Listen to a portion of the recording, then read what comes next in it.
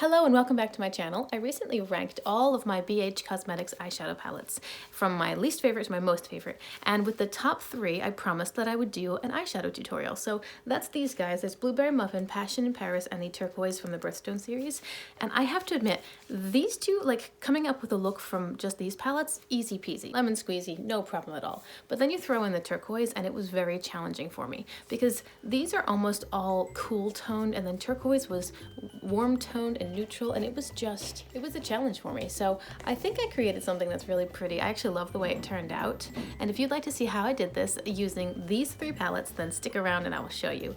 And if you have not been here before, hello and welcome. My name is Rachel. I'm just a homeschooling stay-at-home mom, and I love to play with colorful eyeshadow. I don't actually know that much about makeup, but I love eyeshadow and I'm learning more every day, and it excites me and I love the creative outlet of it. So if you like to see eyeshadow videos, tutorials, comparisons, rankings, collection videos, anything like that, all within the realm of eyeshadow, then you found the right spot. And I hope that you will consider liking and subscribing, comment below with what you like or what you would like to see, and remember that you can find me on Instagram at Shimmers and Silver.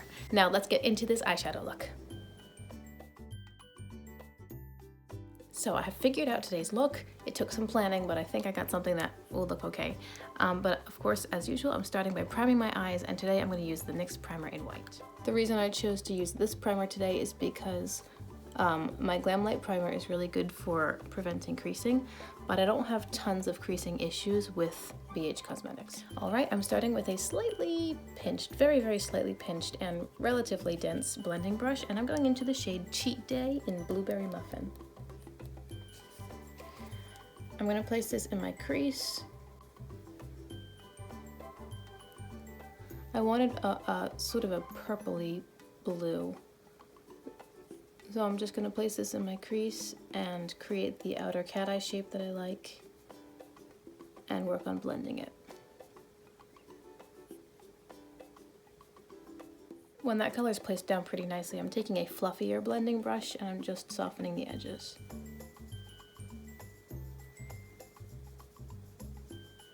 I kind of wanted to go a more purple direction today, like purple undertones, because I'm wearing a purple shirt, but there are no real purples in these palettes, so I was trying to remember, you know, what the undertones were for each of these colors.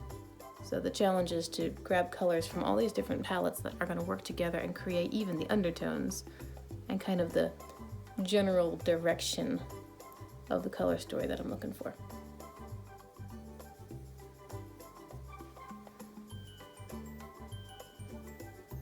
That was amazing. It's like it blended itself. It's just done.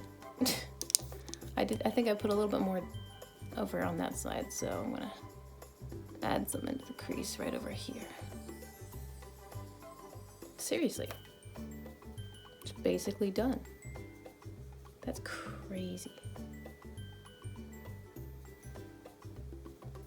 Okay, next.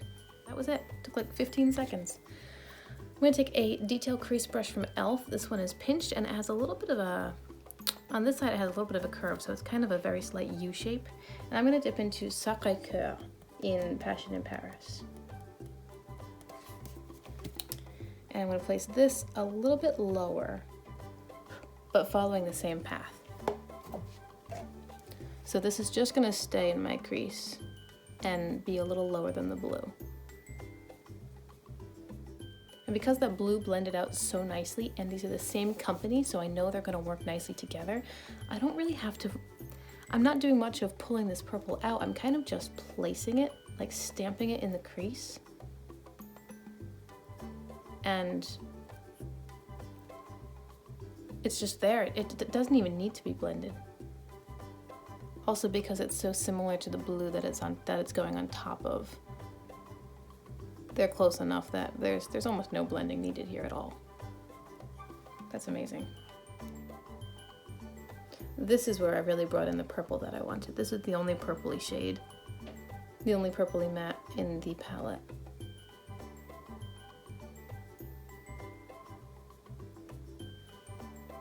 You know, the Pantone color of 2022 is, I forget what they're actually calling it, but it's basically periwinkle. It might be called periwinkle, I don't know. I feel like sometimes they choose a standard color and then they just give it a different name. But it's a periwinkle color. And what I've got right here is very peri.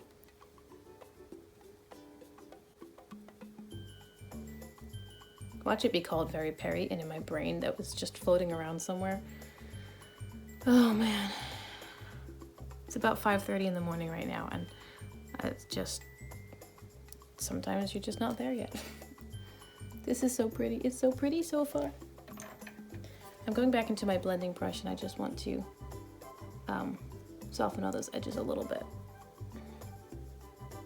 Now it's time to dip into the turquoise palette. This is the one that had me stumped for a little bit. I'm taking a large pencil brush and I'm dipping into the brown, which is called Ambitious. This one right here.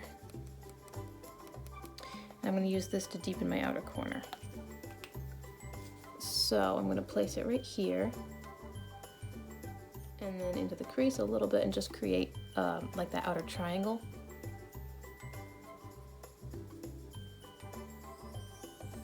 I was trying to plan this look to be a little more cool toned. And then when I was looking at the turquoise palette, I'm like, the only color that's really working for today's look in this palette is that brown, but the brown is not cool toned. So I just, I'm taking my time to apply this carefully and with intentionality because it's tricky to make it work with these very cool toned purpley blues. Honestly, a lot of this brown color is going to get covered up, but not all of it. I'm going to keep this outer area as is, so I just want to blend it out a little bit, soften it into the blue. Like, there's no point in putting on a shadow if you're just going to cover it up, so this is helping with that transition. But the part on the lid itself will mainly get covered with a cooler toned brown. Okay, I will admit that took a lot more time than I expected it would. I'm taking a medium to small blending brush and I'm dipping into the shade Grand Palais here in the Passion in Paris palette. This is a deep reddish tone, and I've noticed that if you pair it with reds, there are 2 other reds in the palette, then it goes more red. But if you pair it with blue, it's got kind of a plummy undertone, if I remember correctly. So I'm going to take that and place it right on top of the brown in just the outer corner. Basically, I want to cool off this brown that I placed down and also carry in some of the, carry in more of those purpley tones. You see the difference? This side is more of an earth-toned, yellow-based brown. It's warmer toned, and this side is now kind of a cool-toned, chocolatey brown. And that's what I wanted.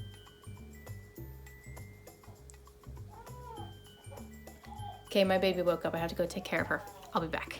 Okay, I am back. My baby is back to sleep, and so is the rest of the family for that matter. I have now used 2 shades from Passion in Paris and 1 shade from Turquoise, and I'm going into my second shade now from the Blueberry Muffin palette. That's going to be Crumble right up here. I'm going to go into this with a flat detail brush or flat shader brush, and then I'm going to spray my brush. Then I'm going to place this starting at the inner corner, working out. And I'm going to use this shimmer to do like a faux cut crease.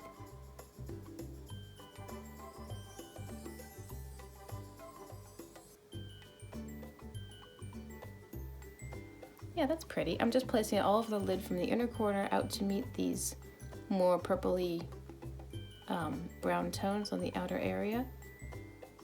But I'm going to place down 1 more shimmer, so it's not imperative that those blend together. I'm so glad I placed down that Grand Palais color from the Passion in Paris, like that reddish tone that actually made it look more of a warm toned brown. I'm sorry, a cool toned brown. I think that really pulled the whole look together. And now I've got some contrast with this shimmer. But everything is cool toned. Before, I feel like the warm toned brown was clashing with the cool toned blues, because sometimes you can combine warm and cool tones if you're careful, and I think that you can do that much more easily if you're within one monochromatic look.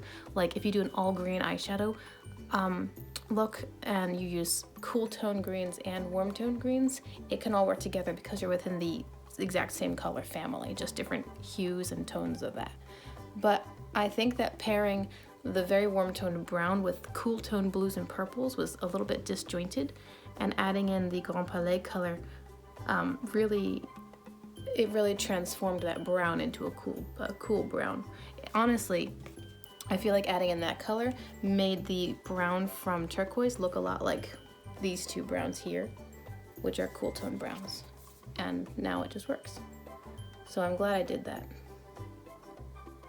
I was thinking of grabbing the black color from Passion in Paris instead, and I thought, no, it would start to look kind of chaotic with all those very different tones kind of competing with one another.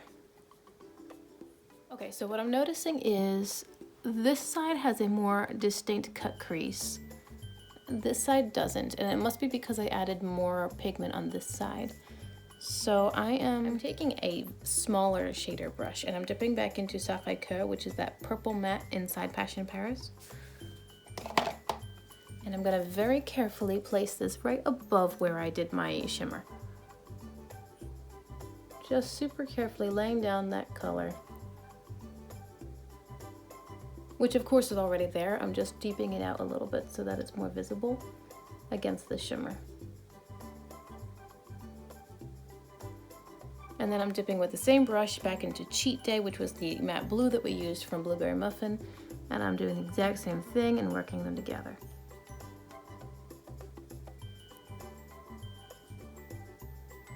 That's better. I don't know if you can see that on camera, but this side was a nice clear cut into those periwinkles, and this side was more of a light cut into a faded transition. So I really wanted to create a stronger cut, but it's a little late, so what I did was I added in a very crisp line of shadow. And now with the same flat shader brush, the large one that I used for the crumble shade, I'm going to dip into Yummy right here. And I'm just using this in this outer area to transition the shimmer into the brownish plummy matte tones. Honestly, I don't know if it's even gonna show up, but I want to put it there, so I'm putting it there. Okay, I'm thinking that's looking rather pretty. Awesome. I'm gonna clean up under my eyes with concealer, and then I'll be back to do something on the lower lash line. Okay, I'm trying to figure out what to do for my lower lash line, and I kind of want to use something else from the Turquoise palette, but I'm not really sure how it's going to work out. I've used 3 shades, I think, from Blueberry Muffin, and so I'd also like to grab one more from Passion in Paris just to keep things even-ish. I really don't know how this is going to look, but I'm going to try something. I'm going to take a smudger brush and dip into the shade that we used before, Grand Palais, here, in Passion in Paris. I'm going to place this in my outer lower corner, like my lower lash line outer corner. And I'm really, yeah, it's like a third of the under eye, just to kind of meet up with where it is on the lid. I'm just gonna go for it. I have no idea. This might totally ruin the look. I'm gonna take an angled brush and dip into the shade Good Vibes in the Turquoise palette. And I'm gonna start this in my inner corner because I wanna see how it looks, and what I'm thinking is it's gonna look okay as just an inner corner, like a little pop of unexpected color there. If it looks really good, then I'm gonna drag it out to meet this color right here. But if it doesn't look really good, then I'm gonna do something else. So that's why I'm starting in the inner corner. So I'm gonna take that on my brush and just place it right here.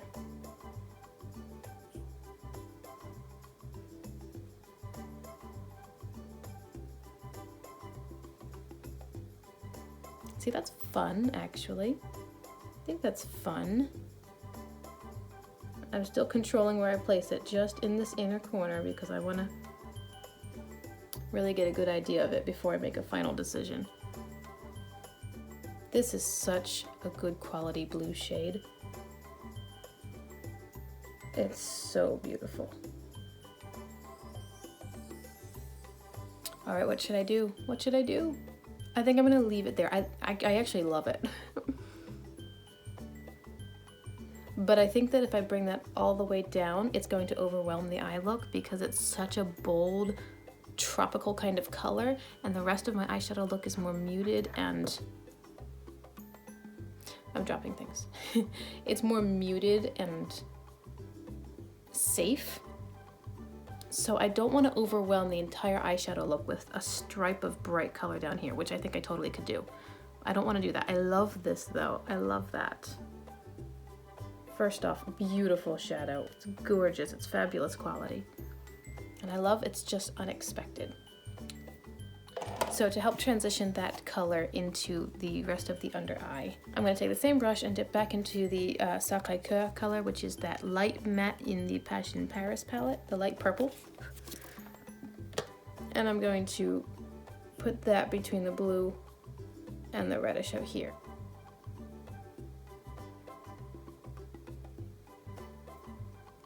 Yeah, and that just kind of ties it all back together.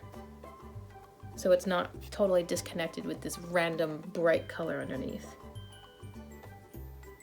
I was watching a video from Angelica Nyquist, and she did, I think she had like a black gray smoky eye, but then on her lower lash line, up until about here was black and gray. It was, you know, it matched. But then she had, I think, red and orange in like, each had their own little sections, like red, orange, and then the rest was black. And it just was this gorgeous pop of unexpected surprise. Like, it just made the look, which was already beautiful, so much more interesting. And I love that. And that, I think, is what this turquoisey blue does. We've got cool tone, shimmery, mauvey, purpley, periwinkle sort of colors throughout the whole look, and then bam, that's exciting. Like, it was pretty before, but it's just different. And I love it. Love it. Love it. Okay, now it's time for the waterline. I'm taking a light pink, kind of a bubblegum pink cream gel liner from ColourPop. This one is called Fluffy. And I'm gonna run that on my whole lower waterline.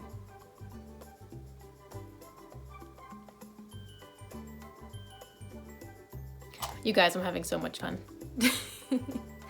All right, this is pretty much the finished look. I'm going to go off camera and add a black eyeliner up top, definitely do a wing, some mascara, and then I'll be back and show you the end result. All right, guys, and here's the finished look. I just think this is so pretty. I'm loving it. I really had no idea when I picked out the shades from these 3 palettes how it was going to turn out, and I don't always have the most confidence in my color picking skills. Sometimes I screw up and choose colors that look awful together, or blend them badly, or you know, choose the wrong undertones or something. So sometimes it doesn't work out, but then sometimes it does, and you get something really pretty and different. And because you're not limited to just one palette, you get so many more options. It's just, oh, it was so much fun. I know I say that in every video, that it was really fun to create this look, but it was. And if I didn't enjoy doing this, I wouldn't be on YouTube making tutorials. So I thank you very much for hanging out with me. I hope you enjoyed the video. I hope you enjoyed this eyeshadow look. Let me know if you try it yourself. I know it's a little bit overwhelming, but I've laid it out for you, so, you know. Thank you for watching my video, and don't forget that you can like and subscribe if you like what you see and you want to see more. So until we meet again, I hope you have a wonderful day. Bye!